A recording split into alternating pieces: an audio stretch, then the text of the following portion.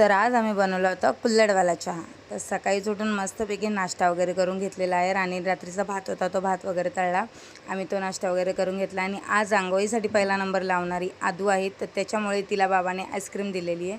2 दिवस झाले मम्मी पावसामुळे काय भाजीला गेलेली नाही आहे आणि एकदा का माझ्या पप्पांच्या हातात मोबाईल पडला की त्याचा डाटा संपेपर्यंत तो रिटर्न का माझ्या मम्मीच्या हातात येणार नाही। आणि आईस्क्रीमवरती दूध आणि बटर कोणी खाताना बघितलंय का? हे बघा, हा मग हिच्या काकाने आणलेला आहे, तो मग स्वतः तर ती छान असा जपते। तर इथे 2-3 भांडे होते, मम्मीने ते घासून घेतलेले आणि आधुनी बिछाण्यावरती पाणी ओतलं होतं। म्हटलं ठीक आहे जाऊ दे, बिछाना आज धुवूनच काढते। आणि गादी थोडी वल्ली झाली होती, मग ती पण थोडी सुकत घातली। आणि आज दिवसभर मला याच कपड्यांवरती राहायचं, कारण मी संध्याकाळी आंघोळ करणार आहे। तो इथं आधूचे दिवसभर नखरे चालू असतात। आणि रात्री यांनी मला आणली होती बिर्याणी खायला, तर मी काय ती खाल्ली नाही, म्हटलं आता ती खाऊन घ्यावी। आणि दुपारी माझं पार्सल आलं होतं, तर मी आधूला घेऊन गेले होते पार्सल आणायला। मी माईक मागवला होता, कारण की मला माईकची गरज आहे थोडी।